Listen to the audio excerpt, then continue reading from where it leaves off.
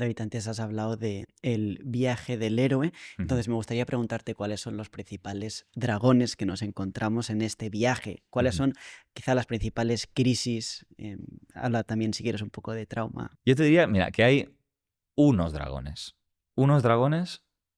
que toman 1000 caras, ¿sí? En palabras de Joseph Campbell, toman 1000 caras. Ujú, Y esos dragones son los padres. De hecho, el dragón es una criatura hermafrodita, en tanto integra lo masculino y lo femenino en sí mismo. ujú, El dragón no es masculino ni femenino, es las dos cosas, ¿no? Entonces, el dragón arquetípico son los primeros padres. Newman hablaba de que hay dos fases muy importantes en nuestro crecimiento y en nuestro desarrollo, que es la superación. Él hablaba del asesinato, ¿no? Podemos hablar en términos de superación de mamá y la superación de papá. Cada uno eh, establece un sistema y establece una relación con nosotros. Y tenemos que superar a ambos para llegar a construir nuestra propia identidad. ¿Sí? Entonces, quizá el proceso más complicado es que en un momento dado, a medida que vamos creciendo, por ejemplo, con nuestra madre, que, bueno, podemos tener una relación pues, muy positiva, ¿no? Con sus luces y sus sombras, pero llega un punto en el que al final Jung hablaba de la ambivalencia del arquetipo, que es que tú empiezas a ver el lado oscuro de tu madre. Normalmente aparece ese lado oscuro cuando tú tienes la necesidad de irte. Y la mamá hace lo posible para retenerte. ¿Sí? Y te topas con la bruja, es la bruja de los cuentos. La bruja de los cuentos viene a representar es la faceta oscura de la madre, ¿no? O como cuando Hansel y Gretel dicen, mira, esta casa llena de chuches era para que luego se nos comieran, ¿no? Es un poco eso, ¿vale? El lado oscuro de que al final todo eso que parecía que era bueno para nosotros o que lo hacían por nuestro bien, no tiene por qué ser así. Quizá hacían todo eso para obtener algo a cambio. Quizá su sacrificio era para hacerte dependiente. Quizás su actitud de entrega y de disposición a ofrecerte lo mejor era con un precio. Y esto es algo, un velo que en muchos se tienen que quitar, ¿no? Entonces, allí es cuando aparecen los dragones en el camino y uno de ellos es mamá, que empieza siendo la madre biológica, pero que luego esta sensación se puede representar por otras tantas personas. Entonces allí es cuando em, esto se ve mucho en consulta, ¿eh? Que sabes que para tú estar mejor, el sistema va a estar peor.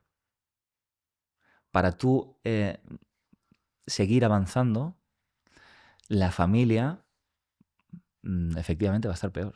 Esto lo demostró la terapia sistémica, lo ha visto por activa y por pasiva. Incluso hay familias que cuando un miembro tiene una enfermedad o algún síntoma y mejora, otro empeora. Como si fuera una especie de equilibrio homeostático que la familia necesita. ¿Por qué? Porque tú al final estás rompiendo roles, estás rompiendo estructuras, te estás planteando otra manera de ser, otra manera de pensar. ¿Sí? Y cuando sucede eso, la familia siempre retiene. Siempre. Siempre va a hacer fuerza para que tú no avances. Porque papá y mamá han puesto muchas expectativas en nosotros para que seamos un tipo de persona. Para que cumplamos determinados roles, para que seas pues aquel que pues eso, pendiente de lo que haga falta, para que seas pues aquel que proteges a mamá y te enfrentas a papá. O sea, cada uno tiene su función. ¿Me explico? O para que seas esa hija que no ha podido cumplir los sueños que mamá no cumplió, ¿no? Y seas una persona súper profesional, con una carrera increíble, pero incapaz de establecer un vínculo a largo plazo y no tienes ni familia ni hijos, ¿no? O sea, en- hay unos roles que la familia nos establece y que siempre que queramos romperlos, siempre que queramos una vida diferente para nosotros, ellos, de formas más visibles o más invisibles, van a hacer todo lo posible para que no lo consigamos. Al menos inconscientemente. Fíjate que visto así, dices, bueno, entonces me voy a quedar quietecito como estoy porque no quiero afectarlos, ¿no? Porque nadie quiere el mal para su familia. Pero si uno entiende que al final la familia siempre te va a proteger de aquellos que ellos consideran peligroso, que tú no te muevas significa reforzar sus miedos. Te voy a poner un ejemplo de una película maravillosa que se llama La joven y el mar, que está basado en hechos reales y es de una nadadora que, creo que fue la primera que cruzó el estrecho que va de Gran Bretaña, no, no recuerdo el nombre del estrecho, Sí. el que cruza de Gran Bretaña, de Ujú, Francia a Gran Bretaña. ujú. Fue la primera mujer que lo hizo, ¿no? Y la película habla de su biografía. Y todo empieza con un accidente que acontece en su pueblo de que un barco se hunde.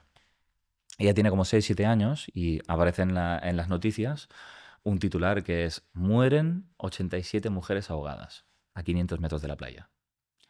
Y entonces ella va y le pregunta a su madre: ¿por qué mujeres? ¿Y los hombres? Y en esa época las mujeres tenían prohibido aprender a nadar. Y entonces ahí se planta una semilla, la semilla de lo que va a ser pues, su propósito vital, ¿no? Hay un momento en el que su madre, cuando ella ya es mayor y ya ha empezado a ganar sus primeros premios y tiene cierto reconocimiento, su madre le confiesa que cada vez que ella se mete en el agua, lo pasa fatal y tiene mucho miedo, porque ella perdió a su hermana ahogada también. Entonces, esto te lo pongo como ejemplo, Luis, de que una madre, esa madre le podía decir: no, no nades, no te pongas al agua, ¿no? Y sus razones tiene para que no hagas eso.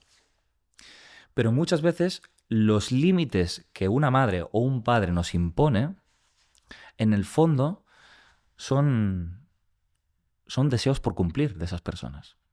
¿Me explico? Te lo prohíben, pero reforzar su prohibición, en tanto tú te quedas sin romper los moldes del sistema, los dejas anclados en sus miedos, en sus limitaciones y en donde todo están. Por tanto, el punto de ser disidente siempre es fructífero, en tanto haces aquello que tú deseas hacer con todo tu corazón.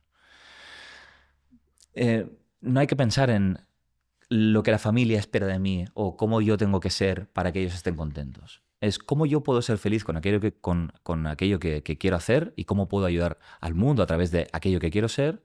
Eso indudablemente va a ayudar a mi familia, porque al final toda familia, en su sano juicio, quiere ver a hijos e hijas felices, persiguiendo sus sueños. Que no nos lo puedan trasladar, que no nos lo puedan decir o verbalizar, es otra historia. Pero una madre o un padre, en el fondo, van a querer eso para ti, que seas un hijo o una hija feliz. Y si eso tiene que ser lejos de nosotros, bienvenido sea. Si tu felicidad implica distancia emocional con nosotros, bienvenido sea. Pero lo que no podemos hacer es que tú renuncies a felicidad y retenerte a mi lado. ¿Sí? ¿Y qué pasa si renunciamos a cruzar el Canal de la Mancha? Pues entonces tu madre tampoco es capaz de superar sus miedos. ¿Entiendes? Ujú. Cuando tú superas los tuyos, ella puede empezar a ver las cosas de otra manera. Ella empieza a perder el miedo.